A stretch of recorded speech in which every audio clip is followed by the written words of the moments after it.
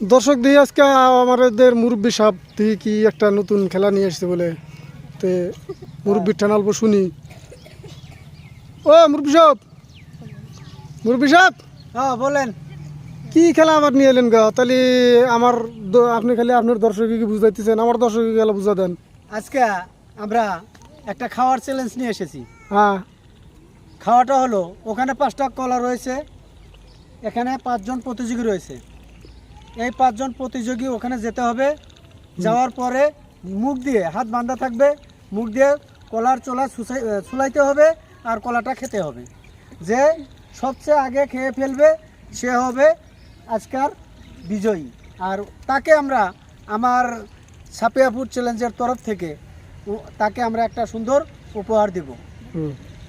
এটাই হলো আজকের খেলা। মানে ওখানে যে চেয়ারের মধ্যে দিয়েছেন কলা। হ্যাঁ হ্যাঁ, ওখানে রয়েছে 5টা কলা। দর্শক সবাই বুঝছেন তো খেলাটা? হ্যাঁ হ্যাঁ, সবাইকে শুভেচ্ছা জানাচ্ছি আর শুভেচ্ছা জানাচ্ছি আমাদের সাপিয়াপুর চ্যালেঞ্জের প্রতিষ্ঠাপক হাফিজুর রহমানকে। তবে আমরা এখন খেলাটা শুরু করতে পারি না? হ্যাঁ রেডি? তোমরা রেডি তো? তবে বুঝছো তো খেলাটা?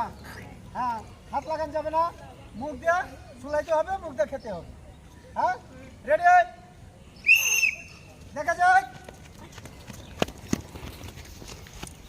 সুন্দর করে হাত লাগানো যাবে না, মুখ দিয়ে ছুলাইতে হবে, মুখ দিয়ে খেতে হবে।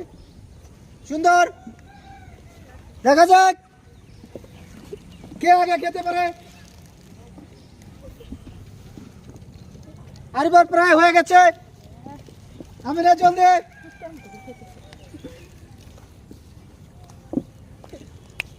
হ্যাঁ খাদিজার এখন খালি খাওয়া, চোচা নাই। সুন্দর,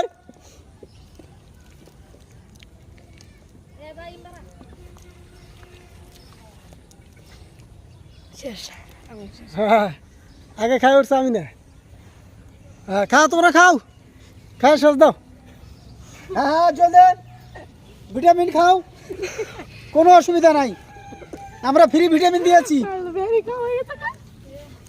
গো। আরে বা ফ্রি ভিটামিন, ভিটামিন সি খেয়ে ফেলো। হ্যাঁ ছাড়তে নাই কিন্তু কলা।